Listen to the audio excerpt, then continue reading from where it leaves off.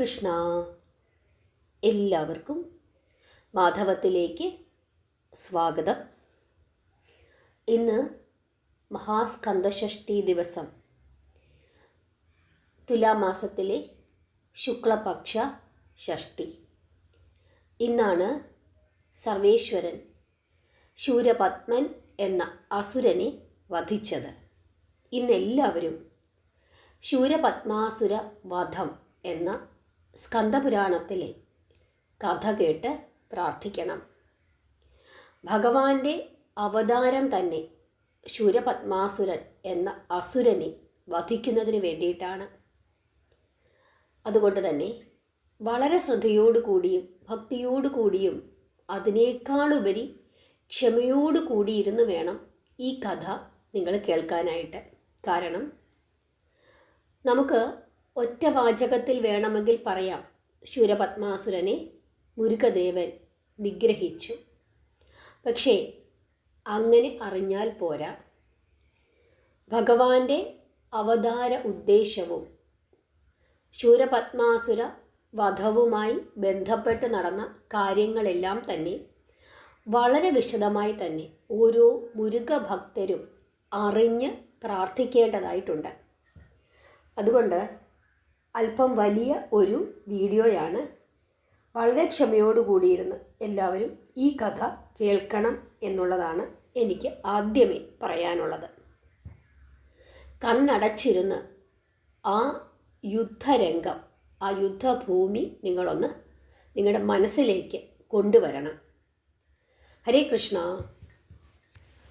അങ്ങനെ താരകാസുരനും സിംഹമുഖാസുരനും ശൂരപത്മാസുരൻ്റെ കുട്ടികൾ, അതായത് മക്കളെല്ലാവരും തന്നെയും തൻ്റെ മന്ത്രിമാരും എല്ലാവരും ബന്ധുക്കളും എല്ലാവരും മരിച്ചു കഴിഞ്ഞു. അവസാനം ശൂരപത്മാസുരൻ മാത്രമായി. അങ്ങനെ ശൂരപത്മാസുരൻ്റെ കൽപ്പന അനുസരിച്ചിട്ട് അദ്ദേഹത്തിൻ്റെ അനുയായികളെല്ലാവരും എത്തിച്ചേർന്നു. അങ്ങനെ യുദ്ധകാഹളം മുഴങ്ങുകയാണ്. അസുര ചക്രവർത്തി രഥത്തിൽ കയറി യുദ്ധത്തിനായി പുറപ്പെടുന്നു. ആയുധങ്ങളും ദേവാസ്ത്രങ്ങളും നിറച്ച 1000 കോടി രഥങ്ങളും സിംഹവാഹനങ്ങളും ഇന്ദ്രജാല രഥവും യുദ്ധത്തിൽ ശൂരപത്മാസുരനെ അനുഗമിക്കുന്നുണ്ട്. യുദ്ധപേരികളും പെരുമ്പറകളും മുഴക്കപ്പെടുന്നുണ്ട്. കൊമ്പുകളും കുഴലുകളും അത്യുച്ചത്തിൽ ചിഹ്നം വിളിച്ചു. 1000 കോടി രാക്ഷസ വീരന്മാരുമൊത്താണ് ശൂരപത്മാസുരൻ യുദ്ധത്തിന് പോകുന്നത്. തങ്ങളുടെ ദുഃഖങ്ങൾക്കെല്ലാം കാരണഭൂതനായ അസുര ചക്രവർത്തിയെ ദേവന്മാർ കാണുന്നു. ദേവന്മാർക്ക് വലിയ ദേഷ്യമാണ് ശൂരപത്മാസുരനെ കണ്ടപ്പോൾ ഉണ്ടായത്. ശൂരപത്മാസുരനാൽ തനിക്ക് വന്നു ചേർന്ന അപമാനങ്ങളെക്കുറിച്ചോർത്ത് ദേവേന്ദ്രന് വലിയ വിഷമമാണ് ആ സമയത്ത് തോന്നിയത്. അസുര ചക്രവർത്തിയുടെ അടിമയായി കഴിയേണ്ടി വന്നതോർത്ത് ബ്രഹ്മദേവനും വല്ലാതെ വിഷമിച്ചു. സ്കന്ദദേവനെ ദർശിച്ച് ഈശ്വരൻ്റെ പാതാരവിന്ദങ്ങളിൽ പ്രണമിച്ച മഹാവിഷ്ണുവും ബ്രഹ്മദേവനും ദേവേന്ദ്രനും ശൂരപത്മാസുരൻ എന്ന അസുരൻ യുദ്ധക്കളത്തിൽ വന്നിരിക്കുന്നു എന്നുള്ള വാർത്ത അറിയിക്കുന്നു. സ്കന്ദദേവൻ ഒന്ന് നോക്കിയപ്പോൾ തന്നെ വായുദേവൻ പെട്ടെന്ന് തന്നെ മനോവേഗരഥം സജ്ജമാക്കി കൊണ്ടുവന്നു. മുരുകദേവൻ രഥാരൂഢനായി യുദ്ധത്തിന് പുറപ്പെട്ടു. ദേവന്മാർ പുഷ്പവൃഷ്ടി ചെയ്തു. എന്നാൽ വേലായുധ സ്വാമിയുമൊത്ത് ആദ്യമായി യുദ്ധക്കളത്തിലേക്കെത്തിയ ഇന്ദ്രാദി ദേവന്മാർക്ക് എണ്ണമറ്റ അസുരപ്പടകളെ കണ്ടപ്പോൾ അവരുടെ സന്തോഷവും സമാധാനവും നഷ്ടപ്പെട്ടു. എന്താണ് സംഭവിക്കുവാൻ പോകുന്നത് എന്ന് വിചാരിച്ച് അവർ വളരെയധികം അസ്വസ്ഥരാവുകയും ചെയ്തു. കാരണം അത്ര വലിയ ഒരു സന്നാഹത്തോടു കൂടിയായിരുന്നു ശൂരപത്മാസുരൻ വന്നിരിക്കുന്നത്. 1008 അണ്ടങ്ങളിലുമുള്ള സകല അസുരവീരന്മാരും വീരമഹേന്ദ്രപുരിയിൽ എത്തിയിരിക്കുന്നു. ഇവർ പ്രളയകാലാഗ്നിയേക്കാൾ ക്രൂരന്മാരാണ്. മഹാമേരു പർവ്വതത്തെ അമ്മാനമാടുന്നതിനു പോലും പ്രാപ്തരാണ്. അത്ര വലിയ സേനയാണ് വന്നു നിൽക്കുന്നത്. കഷ്ടകാലം വരുമ്പോൾ ഈശ്വരവിശ്വാസം അധികമാകുന്നത് പോലെ തന്നെ കുറയുകയും ചെയ്യും. അതിനുശേഷം ശാശ്വതമായ സുഖം സിദ്ധിക്കുമ്പോൾ ഉറച്ച ദൈവവിശ്വാസം കൈവരികയും ചെയ്യും. ദേവന്മാരിൽ ഈശ്വരവിശ്വാസം ഉണ്ടാകുന്നതിന് വേണ്ടിയാണ് വിധി ഇപ്രകാരമൊരു ചാഞ്ചല്യം അവർക്ക് നൽകിയത്. സർവശക്തനായ സ്കന്ദദേവൻ ദേവസേനാനായകനായി വാഴുന്നുണ്ട് എന്നുപോലും രാക്ഷസപ്പടയുടെ വലിപ്പം കണ്ടപ്പോൾ ദേവന്മാർ മറന്നുപോയി. അതായത് ഈശ്വരനെ അപ്പോഴും അവർ ശരിക്കങ്ങ് വിശ്വസിക്കുന്നില്ല എന്നുള്ളതാണ് ഇവിടെ ഉദ്ദേശിക്കുന്നത്. അങ്ങനെ ഭയത്തോടുകൂടി അവർ മഹാവിഷ്ണുവിനെ സമീപിക്കുന്നു. ശൂരപത്മാസുരൻ്റെ 1008 അണ്ഡങ്ങളിലുമുള്ള അസുരവീരന്മാർ മുരുകദേവനുമായി യുദ്ധം ചെയ്യുന്നതിന് വന്നെത്തിയിട്ടുണ്ട്. യുദ്ധം ചെയ്ത് അവരെയെല്ലാം വധിക്കുന്നതിനു തന്നെ യുഗങ്ങൾ ഒരുപക്ഷെ വേണ്ടിവരും. അപ്രകാരമുള്ളപ്പോൾ എത്ര യുഗങ്ങൾക്കു ശേഷമാണ് ശൂരപത്മാസുരനുമായി യുദ്ധം ചെയ്ത് അവനെ വധിക്കുവാൻ സുബ്രഹ്മണ്യദേവന് സാധിക്കുന്നത്? എന്നാണ് അസുരന്മാരിൽ നിന്ന് നമുക്ക് മോചനം സിദ്ധിക്കുന്നത്? ഇങ്ങനെയൊക്കെ ദേവേന്ദ്രൻ ചോദിക്കുന്നു. അതായത് ആ നിമിഷവും ദേവേന്ദ്രന് പൂർണ്ണ വിശ്വാസം വന്നിട്ടില്ല തങ്ങളെ മുരുകൻ സംരക്ഷിക്കും എന്നുള്ള കാര്യത്തിൽ. അപ്പോൾ ദേവേന്ദ്രനോട് മഹാവിഷ്ണു ഇപ്രകാരം അരുളി ചെയ്യുന്നു: അല്ലയോ ദേവേന്ദ്ര, അങ്ങ് എന്താണ് പറയുന്നത്?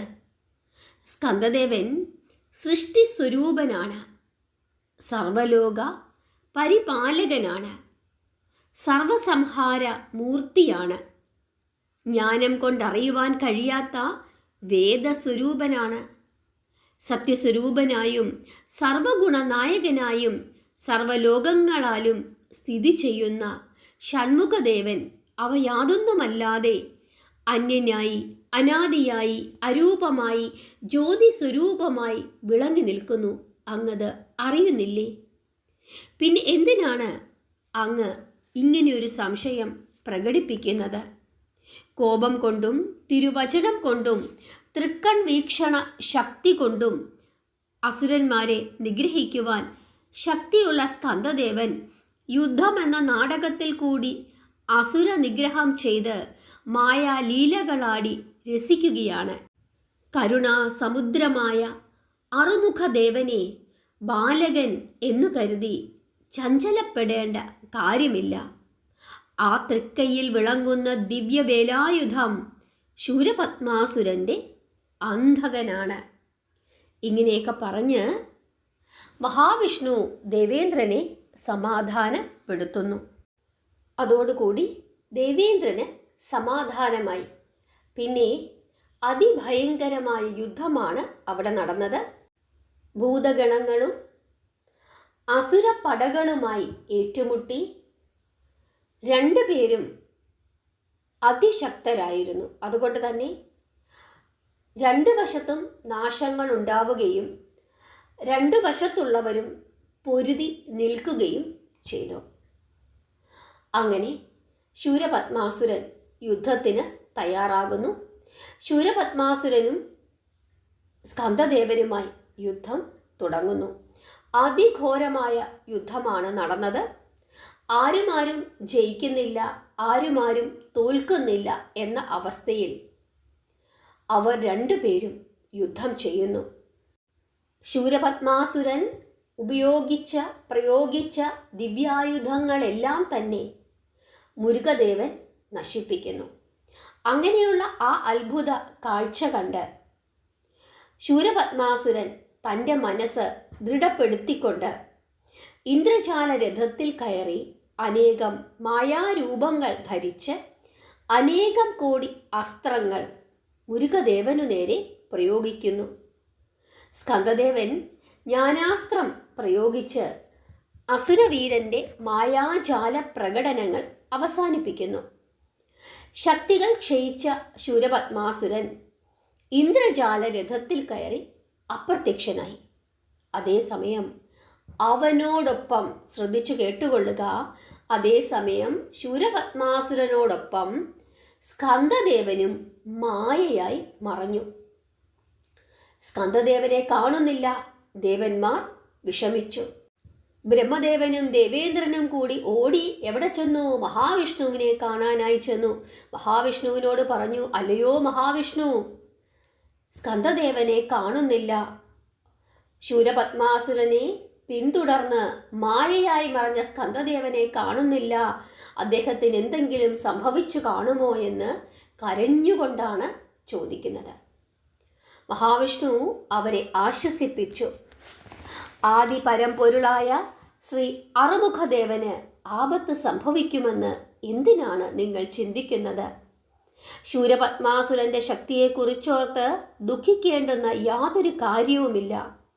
അറുമുഖദേവൻ ആദിദേവനാണ്. അദ്ദേഹം ധീരനാണ്. അദ്ദേഹത്തിനൊന്നും സംഭവിക്കുകയില്ല. അങ്ങനെ മഹാവിഷ്ണുവിൻ്റെ വചനങ്ങൾ കേട്ട ദേവന്മാർക്ക് സമാധാനമായി. ഹരേ കൃഷ്ണ. ഈ സമയത്താണ് അമ്മ പാർവതീദേവി മകന് വേണ്ടി 6 ദിവസത്തെ വ്രതം അനുഷ്ഠിച്ചത്.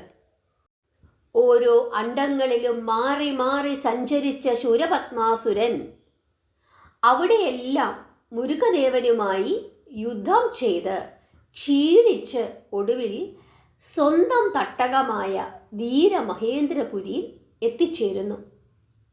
കുമാരദേവനും ശൂരപത്മാസുരനോടൊപ്പം വീരമഹേന്ദ്രപുരിയിൽ പ്രത്യക്ഷപ്പെട്ടു. അപ്പോഴാണ് ദേവന്മാർക്ക് ഒരു ആശ്വാസമായത്. അസുര നഗരത്തിലെ രാക്ഷസ വീരന്മാർ മുരുകദേവനുമായി യുദ്ധം ആരംഭിച്ചു. മുരുകൻ അവരോട് യുദ്ധം ചെയ്തില്ല. പക്ഷേ അവരെ എല്ലാം ഒന്ന് നോക്കി പുഞ്ചിരിച്ചു. അതോടുകൂടി അവരെല്ലാവരും യമലോകം പ്രാപിച്ചു. ശൂരപത്മാസുരൻ്റെ അസുര പടകളെല്ലാം അസ്തമിച്ചത് കണ്ടപ്പോൾ ദേവന്മാർക്ക് വളരെയധികം സന്തോഷവും ആശ്വാസവും തോന്നി. അസുരസേനകളെയെല്ലാം നഷ്ടപ്പെട്ട ശൂരപത്മാസുരൻ ഏകനായി അങ്ങനെ നിൽക്കുകയാണ്. ദുഃഖഭാരത്തോടുകൂടി ഏകനായി നിന്ന അസുരവീരൻ ആരെ വിളിക്കുന്നു? അമ്മേ എന്ന് തൻ്റെ മാതാവായ മായയെ വിളിക്കുന്നു. പെട്ടെന്ന് തന്നെ അസുര മാതാവായ മായാദേവി അവിടെ പ്രത്യക്ഷപ്പെട്ടു. അസുരൻ അമ്മയെ ശരണം പ്രാപിക്കുന്നു. അവരുടെ സഹായത്തിനായി കേണു. അപ്പോൾ മായാദേവി പറയുകയാണ്, പുത്ര, ഇത്രമാത്രം നാശനഷ്ടങ്ങൾ സംഭവിച്ചിട്ട് പോലും നിനക്ക് എന്തുകൊണ്ടാണ് മാനസാന്തരമുണ്ടാകാത്തത്? ഇപ്പോഴും ദേവന്മാരെ കാരാഗൃഹത്തിൽ നിന്ന് മോചിപ്പിക്കുവാൻ നീ എന്തുകൊണ്ടാണ് സമ്മതിക്കാത്തത്? ആദിദേവൻ കേവലനായ ബാലകനല്ല, പരമ്പൊരുളായ സ്കന്ദദേവനാണ്. അവനോട് നീ എതിർത്ത് യുദ്ധം ചെയ്യരുത്. തുടർന്ന് ജ്ഞാനത്തെപ്പറ്റിയും ജ്ഞാനസ്വരൂപനായ സ്കന്ദദേവനെ പറ്റിയും മായാദേവി ഉപദേശിച്ചു. പക്ഷേ ശൂരപത്മാസുരൻ അതൊന്നും ചെവിക്കൊണ്ടില്ല. അസുരൻ തൻ്റെ അന്ത്യം സ്വയം തേടുകയായിരുന്നു. അവൻ പറഞ്ഞു, മാതാവേ, അവിടുത്തെ ഉപദേശം കേൾക്കുവാൻ വേണ്ടിയല്ല ഞാൻ നിന്നെ ധ്യാനിച്ചത്. വിലയുള്ള സഹായമാണ് ഞാൻ നിന്നിൽ നിന്നും പ്രതീക്ഷിക്കുന്നത്. സഹായിക്കാൻ സാധിക്കുമോ ഇല്ലയോ അതുമാത്രം പറഞ്ഞാൽ മതി. കോപാകുലനായി സ്വയം മറന്നു നിൽക്കുന്ന പുത്രനോട് കോപാകുലയായി ഒടുവിൽ മായാദേവി ചോദിച്ചു, കുമാര, നിനക്ക് എന്ത് സഹായമാണ് ഞാൻ ചെയ്തു തരേണ്ടത്?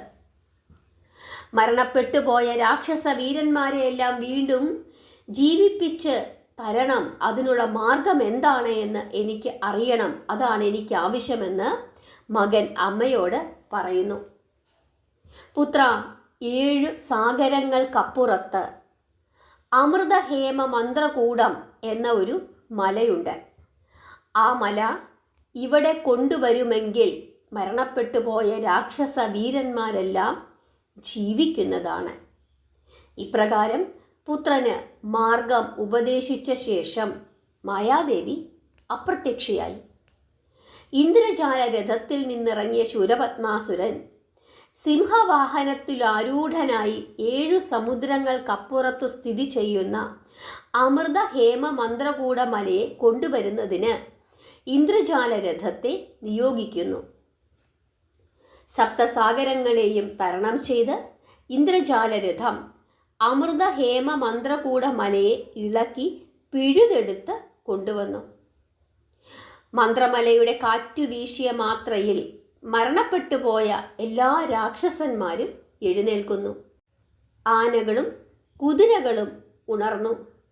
സിംഹമുഖാസുരനും ഭാനുകോപനും ഉണർന്നു. അഗ്നിമുഖാസുരൻ ഉണർന്നു.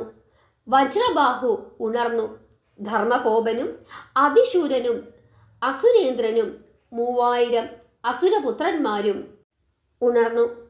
ഇത്രയും കാലം യുദ്ധക്കളത്തിൽ മരണപ്പെട്ടു പോയ എല്ലാവരും ജീവിച്ചു. അത് കണ്ടതോടുകൂടി ശൂരപത്മാസുരന് വലിയ സന്തോഷമായി. ഈ കാഴ്ച കണ്ടതും ദേവന്മാർ ഭയപ്പെട്ടു. ഇനി രക്ഷയില്ല, നമുക്ക് രക്ഷയില്ല എന്ന് ദേവന്മാർ വിലപിക്കുകയാണ്. അസുരപ്പടകളുടെ വേലിയേറ്റം കണ്ട് ഭൂതസേനകൾ അന്ധാളിച്ചു നിന്നു. അതെല്ലാം കണ്ടുകൊണ്ട് സാക്ഷാൽ മുരുകദേവൻ മാത്രം മന്ദസ്മിതം തൂകി നിന്നു.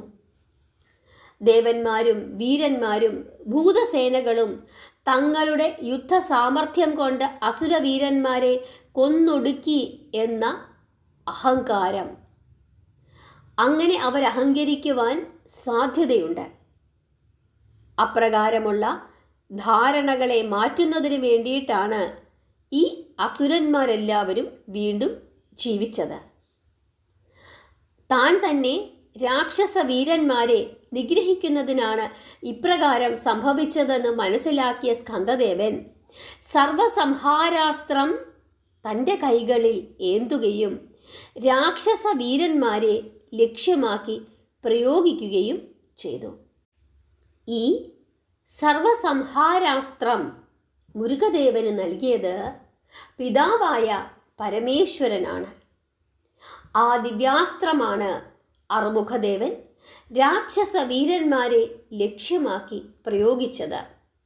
പാഞ്ഞു ചെന്ന സർവസംഹാരാസ്ത്രം പരമേശ്വരൻ ത്രിപുരങ്ങളെ സംഹരിച്ചതുപോലെ ഉയർത്തെഴുന്നേറ്റതിലും വേഗത്തിൽ സകല രാക്ഷസന്മാരും ക്ഷണമാത്രയിൽ തന്നെ മരണപ്പെട്ടു.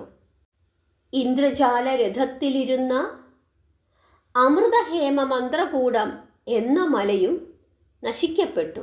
അതോടുകൂടി ശൂരപത്മാസുരന് മനസ്സിലാകുന്നു, സ്വപ്നത്തിൽ പോലും ദർശിക്കുവാൻ സാധിക്കാത്ത വിധത്തിലുള്ള നിധിയാണ് തനിക്ക് നഷ്ടപ്പെട്ടത്.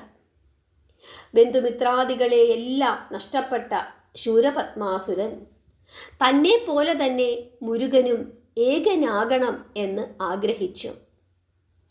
ജഗത്തിൻ്റെ മുഴുവൻ ഏകനായകനാണ് മുരുകദേവൻ എന്ന് ശൂരപത്മാസുരന് അറിഞ്ഞുകൂടായിരുന്നു. ഇന്ദ്രജാല രഥത്തെ നോക്കി ശൂരപത്മാസുരൻ ഇങ്ങനെ കൽപ്പിക്കുന്നു: 109 വീരന്മാരെയും ഭൂതഗണങ്ങളെയും അപഹരിച്ചുകൊണ്ടു ചെന്ന് അണ്ഡഗോളത്തിനു മീതെ അടച്ച് സൂക്ഷിക്കുക. അസുരകൽപ്പന അനുസരിച്ചിട്ട് വീരബാഹു മുതലായ 109 വീരന്മാരെയും 2000 കോടി ഭൂതപ്പടകളെയും ഇന്ദ്രജാല രഥം വാരിക്കെട്ടിയെടുത്തുകൊണ്ടു ചെന്ന് അണ്ഡഗോള രഥത്തിൽ അടച്ചുവെച്ചു. ശൂരപത്മാസുരനെ പോലെ തന്നെ മുരുകദേവനും ഏകനായി അങ്ങനെ നിൽക്കുകയാണ്. മുരുകനെ ഏകനായി നിർത്തുവാൻ തന്നെ സഹായിച്ച ഇന്ദ്രജാല രഥത്തിൻ്റെ അത്ഭുത ശക്തിയിൽ ശൂരപത്മാസുരൻ അഭിമാനിക്കുന്നു. പക്ഷേ ആ അഭിമാനം അധിക നേരം നീണ്ടു നിന്നില്ല. പെട്ടെന്നു തന്നെ മുരുകദേവൻ തൻ്റെ ദിവ്യായുധം രഥത്തിനു നേരെ പ്രയോഗിച്ചു. അതോടുകൂടി ആ ദിവ്യായുധം ലോകങ്ങളെയെല്ലാം കടന്നു ചെന്ന് ഇന്ദ്രജാല രഥത്തെ സമീപിച്ച് അതിൻ്റെ ശക്തി നശിപ്പിച്ചു. അതിനുശേഷം ദിവ്യാസ്ത്രം രഥത്തെ കൊണ്ടുവന്ന് സ്കന്ദദേവ തിരുസന്നിധിയിൽ നിർത്തി. ഇന്ദ്രജാല രഥത്തിൽ നിന്നിറങ്ങിയ വീരബാഹു മുതലായ 1,09,000 വീരന്മാരും ഭൂതസേനകളും മുരുകദേവനെ വന്ദിച്ച് സ്തുതിച്ചു. ഇന്ദ്രജാല രഥത്തെ വീക്ഷിച്ച് മുരുകദേവൻ കൽപ്പിച്ചു, ഇനി ശൂരപത്മാസുരനെ സമീപിക്കാതെ ഇവിടെ തന്നെ നിന്നുകൊള്ളുക. അങ്ങനെ സ്കന്ദദേവ കൽപ്പന അനുസരിച്ചിട്ട് ഇന്ദ്രജാല രഥം അവിടെ തന്നെ സ്ഥിതി ചെയ്തു. അങ്ങനെ ഇന്ദ്രജാല രഥം നഷ്ടപ്പെട്ടു എങ്കിലും സിംഹവാഹനാരൂഢനായ ശൂരപത്മാസുരൻ ഷൺമുഖദേവനു നേരെ അസ്ത്രവർഷം പൊഴിച്ചു. മുരുകദേവനും ബാണങ്ങൾ തൊടുത്തുവിട്ട് അസുരന്റെ അസ്ത്രങ്ങളെ നേരിട്ടു.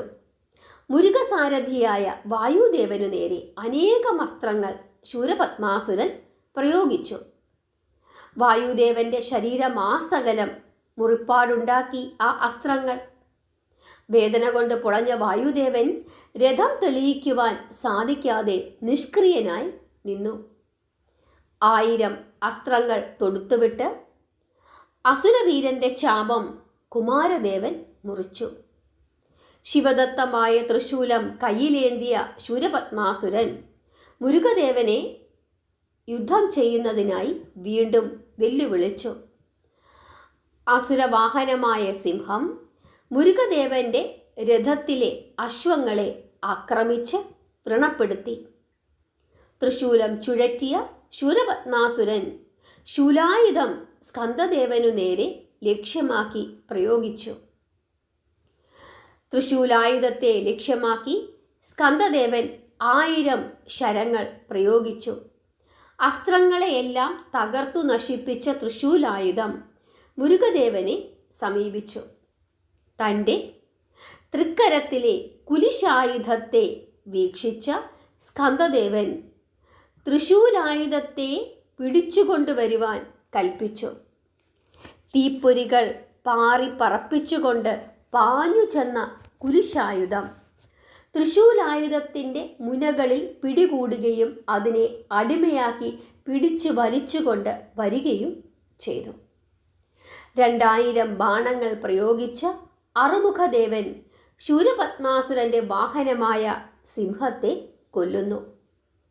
തൃശൂലായുധവും വാഹനമായ സിംഹവും നഷ്ടപ്പെട്ട അസുരൻ കോപിഷ്ഠനായി ഭീമാകാരമായ ഒരു ചക്രവാക പക്ഷിയായി അദ്ദേഹം മാറി.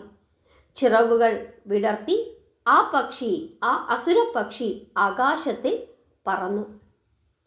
ചക്രവാക പക്ഷി ആകാശത്തിൽ തന്നെ ജനിച്ച് അവിടെ തന്നെ ജീവിക്കുന്ന പക്ഷിയാണ്. അതിൻ്റെ ആഹാരം സൂര്യൻ്റെ ചൂടാണ്. പറക്കുമ്പോൾ തന്നെ ചക്രവാക പക്ഷി മുട്ടയിടുന്നു.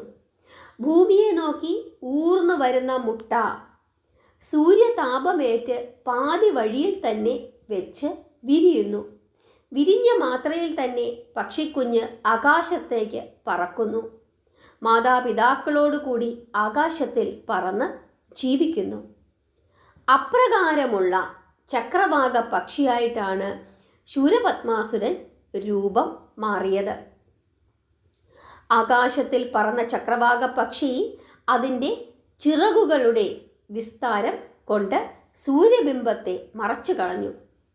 സമുദ്രത്തെ പോലെ പറന്നു നിന്നിരുന്ന ഭൂതസേനകളെ സമീപിച്ച ചക്രവാക പക്ഷി ചിറകുകൾ കൊണ്ട് ഭൂതസേനകളെ അടിച്ച് നിലം പതിപ്പിച്ചു. ഭൂതസേനകളെ കൊത്തി വിഴുങ്ങിയ ചക്രവാക പക്ഷി മുരുകദേവന്റെ സുവർണ രഥത്തെ സമീപിക്കുന്നു. ചിറകുകൾ വിടർത്തി സാരഥിയെ അടിച്ചു വീഴ്ത്തി കുതിരകളെ കൊത്തിപ്പറിച്ചു. ഭൂതസേനാ നായകന്മാരിൽ പലരെയും കൊത്തിക്കൊന്ന ശൂരപത്മാസുരൻ ആകാശവീതിയിൽ പറന്നു നടന്ന് പല അനിഷ്ട സംഭവങ്ങളും സൃഷ്ടിച്ചു. ചക്രവാക പക്ഷിയായി രൂപം പ്രാപിച്ച ശൂരപത്മാസുരനെ ലക്ഷ്യമാക്കി മുരുകദേവൻ പല കോടി ബാണങ്ങൾ പ്രയോഗിച്ചു. ആ ബാണങ്ങളെയെല്ലാം ചിറകുകൾ കൊണ്ടും ചുണ്ടുകൾ കൊണ്ടും കാലുകൾ കൊണ്ടും ചക്രവാക പക്ഷി അടിച്ചു മുറിച്ച് നിലം പതിപ്പിച്ചു. പക്ഷിയായി പറന്നു നടക്കുന്നവനെ രഥത്തിൽ കയറി പിന്തുടരുന്നത് ശരിയല്ല എന്ന് മുരുകദേവൻ നിശ്ചയിച്ചു. ദേവേന്ദ്രനെ മുരുകദേവൻ തൃക്കൺ കൊണ്ട് വീക്ഷിച്ചു. ഈശ്വരന്റെ ഹിതം മനസ്സിലാക്കിയ ദേവേന്ദ്രൻ നീണ്ട പീലികളുള്ള സൗന്ദര്യവും പ്രൗഢിയുമേറിയ ഒരു മയിലായി മാറുന്നു. എന്നിട്ട് സർവേശ്വരനെ തൊഴുതുകൊണ്ട് പറയുന്നു, ചക്രവാക പക്ഷിയായി വാനവീതിയിൽ പറന്നു നടക്കുന്ന ശൂരപത്മാസുരനെ മയിൽ വാഹനാരൂഢനായി പിന്തുടർന്നു ചെന്ന് നിഗ്രഹിക്കുവാൻ അടിയനെ വാഹനമാക്കിയാലും. ഹരേ കൃഷ്ണ. സുവർണരഥത്തിൽ നിന്നിറങ്ങിയ മുരുകദേവൻ മയിൽ വാഹനാരൂഢനായി ശൂരപത്മാസുരൻ എന്ന ചക്രവാക പക്ഷിയെ പിന്തുടർന്ന് ചെല്ലുന്നു.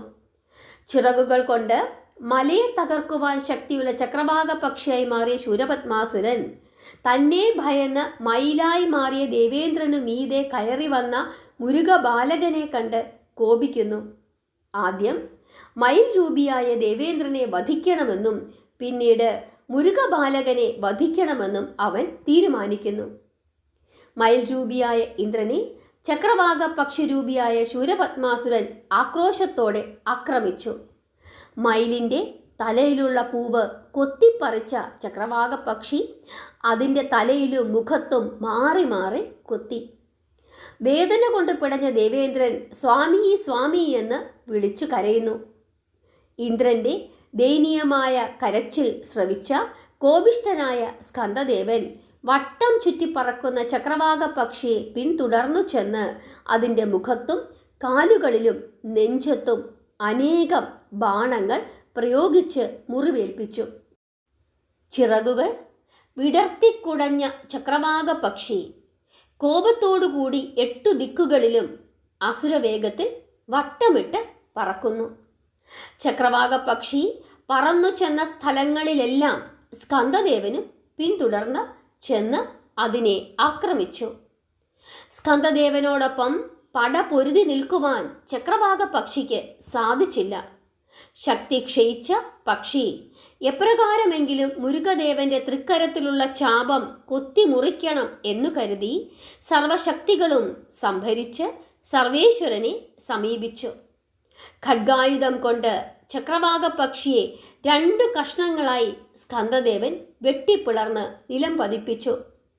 ഉത്സാഹത്തോടുകൂടി ദേവന്മാർ മുരുകദേവനെ വാഴ്ത്തി സ്തുതിച്ചു. ചക്രവാക പക്ഷിയെ സ്കന്ദദേവൻ വെട്ടി വീഴ്ത്തിയ ഉടനെ ആകാശമുട്ടുമാറ് ശൂരപത്മാസുരൻ മണൽ കൂമ്പാരമായി മാറി. സമുദ്രങ്ങളെ വറ്റിച്ച അസുരൻ സൂര്യസഞ്ചാരം തടസ്സപ്പെടുത്തി 8 ദിക്കുകളെയും മറച്ചു കളഞ്ഞു. മുരുകദേവൻ 7 ദിവ്യമായ അസ്ത്രങ്ങൾ പ്രയോഗിച്ചു. ആ അസ്ത്രങ്ങൾ 7 സപ്തസാഗരങ്ങളായി മാറി. ശൂരപത്മാസുരന്റെ മായാരൂപം നശിപ്പിച്ച് വീണ്ടും അസ്ത്രങ്ങളായി മാറി മടങ്ങി വന്ന് മുരുകദേവനെ പ്രാപിച്ചു. പ്രളയകാല ജലമായി രൂപം പ്രാപിച്ച ശൂരപത്മാസുരൻ ആകാശത്തെ സ്പർശിക്കുമാറ് പൊങ്ങി നിന്നു. മുരുകദേവൻ തൊടുത്തുവിട്ട 100 ബാണങ്ങൾ പ്രളയകാല അഗ്നിയായി മാറി പൊങ്ങി നിന്ന ജലപ്രവാഹം മുഴുവനും കുടിച്ച് പറ്റിച്ചു. പ്രളയകാല അഗ്നിയായി മാറിയ ശൂരപത്മാസുരൻ അഖിലാണ്ടങ്ങളെയും ദഹിപ്പിക്കുമാറ് ജ്വലിച്ചു നിന്നു. സ്കന്ദദേവൻ പ്രയോഗിച്ച 1000 ബാണങ്ങൾ കൊടുങ്കാറ്റായി രൂപം പ്രാപിച്ച് ശൂരപത്മാസുരന്റെ ആ മായാരൂപത്തെയും നശിപ്പിച്ചു. കൊടുങ്കാറ്റായി രൂപം പ്രാപിച്ച ശൂരപത്മാസുരൻ വൻമലകളെയും മരങ്ങളെയും കരിയിലകളെ പോലും പറപ്പിച്ചു. അപ്പോൾ അറുമുഖദേവൻ പ്രയോഗിച്ച 1,00,000 ബാണങ്ങൾ നാഗങ്ങളായി മാറുകയും അസുരവീരന്റെ മായ കൊടുങ്കാറ്റ് വിഴുങ്ങി നശിപ്പിക്കുകയും ചെയ്തു. ഇങ്ങനെ പലതരത്തിലുള്ള മായാരൂപങ്ങൾ അസുരൻ പ്രാപിക്കുകയും ആ രൂപങ്ങളെയെല്ലാം മുരുകദേവൻ നശിപ്പിക്കുകയും ചെയ്തു. അങ്ങനെ അതികഠിനമായ യുദ്ധമാണ് നടന്നത്. അങ്ങനെ മായാരൂപങ്ങളെല്ലാം നഷ്ടപ്പെട്ട ശൂരപത്മാസുരൻ കോപത്തോടുകൂടി യുദ്ധക്കളത്തിൽ ഏകനായി നിന്നു. മുരുകദേവൻ ശൂരപത്മാസുരന് വിശ്വരൂപ ദർശനം നൽകി. ആ ദിവ്യരൂപം ദർശിക്കുന്നതിന് അവന് ദിവ്യമായ കണ്ണുകളും ഭഗവാൻ നൽകി. തുടർന്ന് ഭഗവാൻ അസുരനോട് ഇങ്ങനെ അരുളി ചെയ്തു: മേഘങ്ങളിൽ മിന്നിമറയുന്ന മിന്നലുകളെ പോലെ നമ്മുടെ മുമ്പിൽ നീ പല പല വേഷങ്ങൾ ധരിച്ചു നിന്നു. അവയെല്ലാം ബാണങ്ങൾ പ്രയോഗിച്ച് നാം നശിപ്പിക്കുകയും ചെയ്തു. ഇപ്പോൾ നമ്മുടെ വിനാശമല്ലാത്ത വിശ്വരൂപം നീ വീക്ഷിച്ചാലും. ഹരേ കൃഷ്ണ. സ്കന്ദദേവ വിശ്വരൂപം ദർശിച്ച ശൂരപത്മാസുരന്റെ കോപങ്ങൾ അകന്നു. മുരുകദേവനെ പ്രദക്ഷിണം ചെയ്യുന്നതിന് ശൂരപത്മാസുരന്റെ മനസ്സിൽ കൊതി തോന്നി.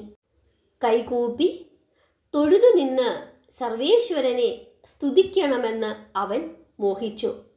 താൻ ചെയ്ത മഹാപാപങ്ങൾക്കെല്ലാം മാപ്പു യാചിച്ച് ഈശ്വരന്റെ പാദങ്ങളിൽ വീണു നമസ്കരിച്ച് പൊട്ടിക്കരയണം എന്ന് അസുരന് തോന്നിയെങ്കിലും അപ്പോഴും ഒഴിയാതെ നിന്നിരുന്ന അഭിമാനം അപ്രകാരം ചെയ്യുന്നതിന് അവനെ അനുവദിച്ചില്ല. ദേവന്മാരെ കാരാഗൃഹത്തിൽ അടച്ചത് കുറ്റമാണെന്ന് എല്ലാവരും ഉപദേശിച്ചു എങ്കിലും സ്കന്ദദേവ വിശ്വരൂപ ദർശനം എന്ന സൗഭാഗ്യം തനിക്ക് സിദ്ധിച്ചത് അതുകൊണ്ട് മാത്രമാണ് എന്ന് ശൂരപത്മാസുരൻ വിശ്വസിച്ചു.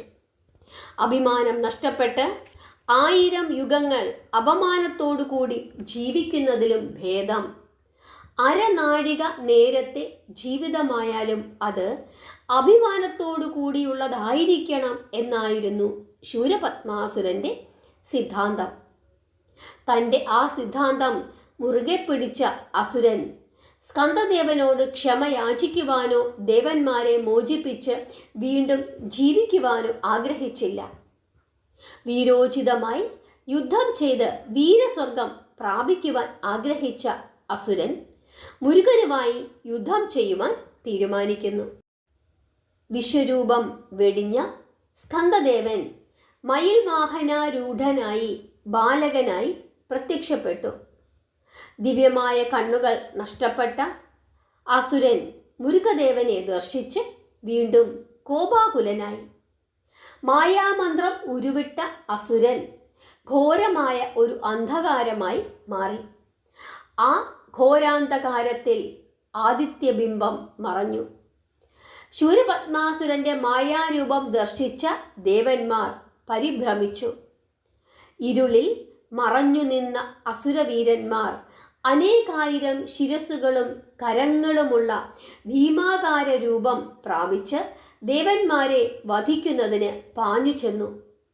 ഘോരമായ അന്ധകാരത്തിൽ വഴിയറിയാതെ ഭയപ്പെട്ടു പോയ ദേവന്മാർ പല ഭാഗങ്ങളിലേക്കും പാഞ്ഞ് ഓടിപ്പോയി.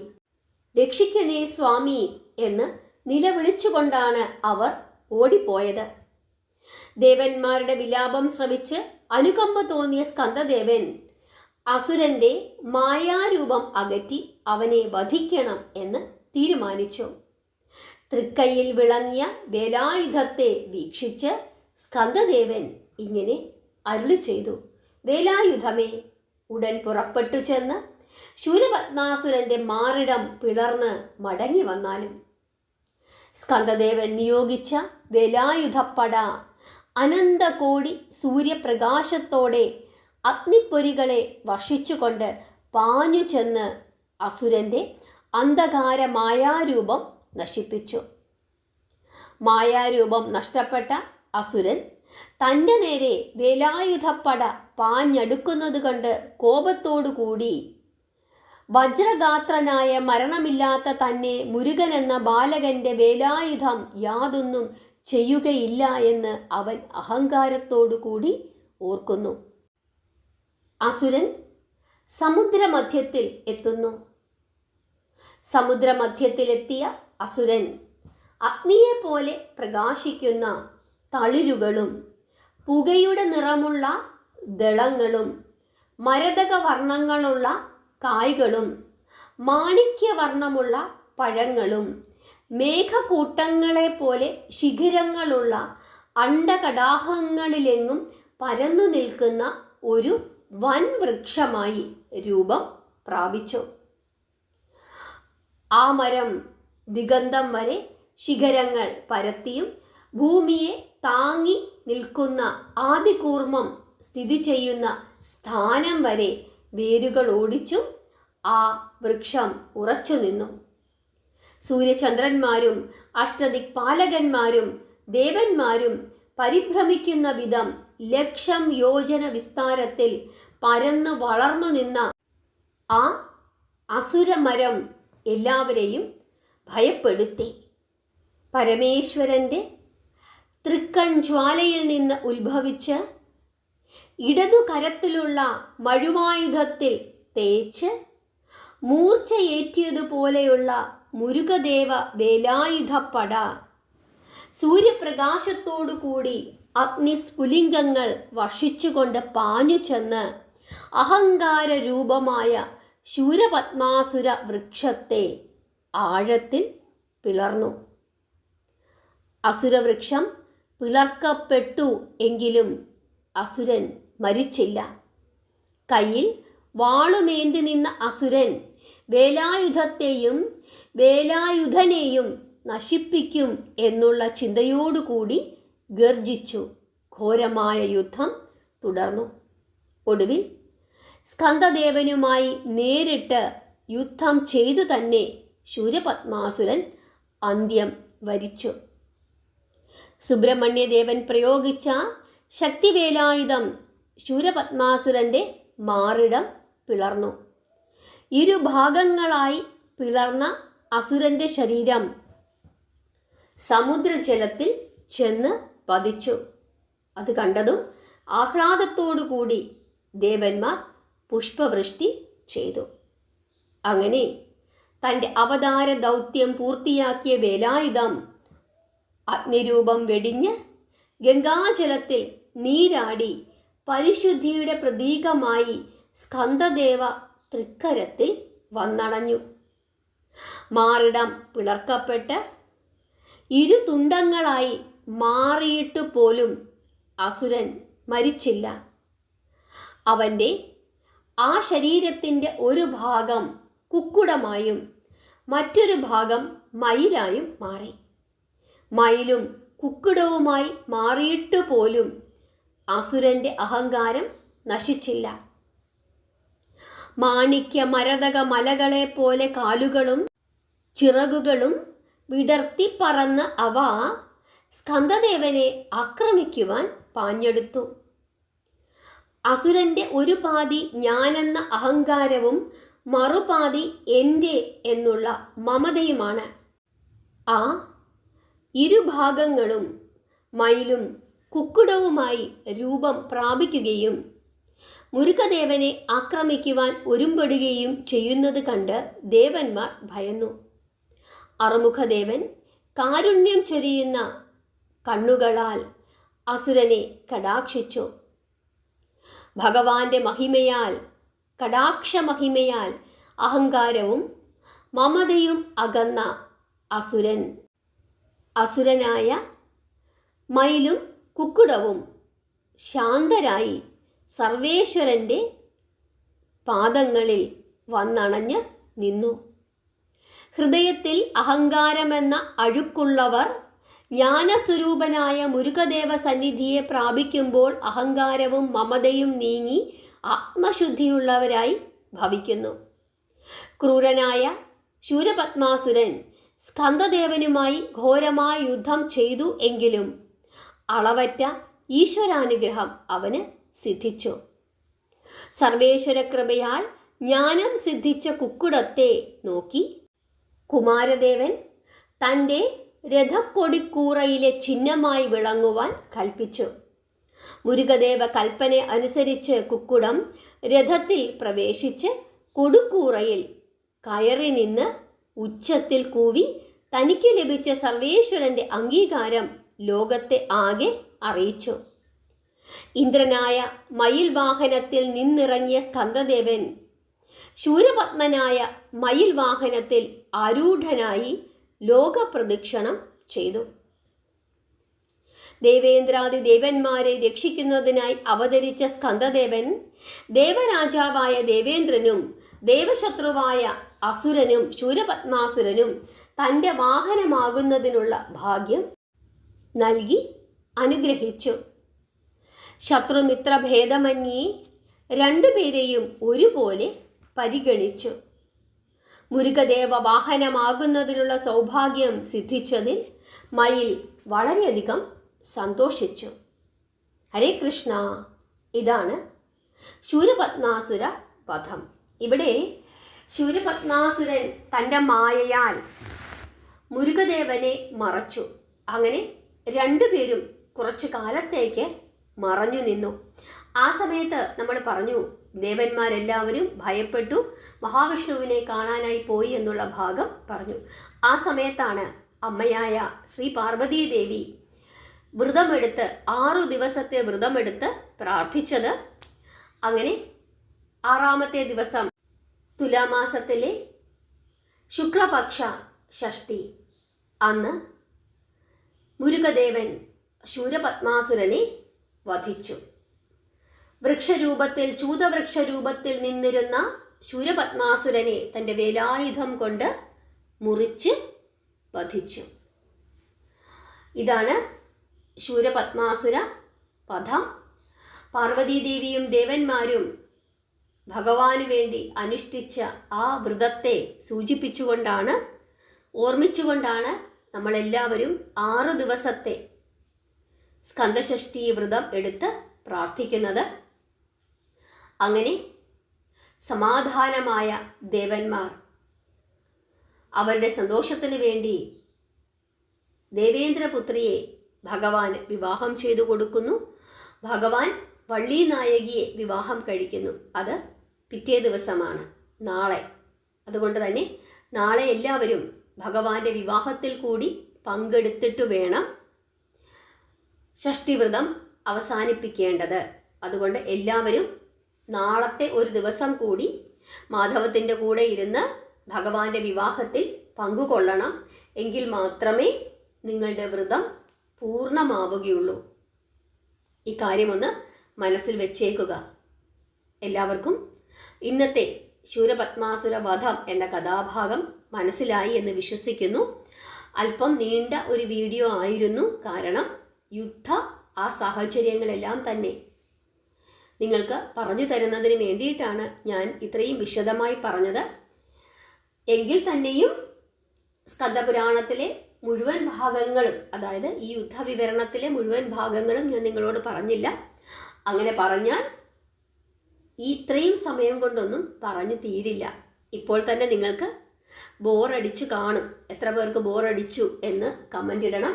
എത്ര പേർക്ക് ഇഷ്ടപ്പെട്ടു എന്ന് കൂടി കമൻ്റ് ഇടണം. പ്രാർത്ഥിക്കുക, നാമം ജപിക്കുക. ഹരേ കൃഷ്ണ.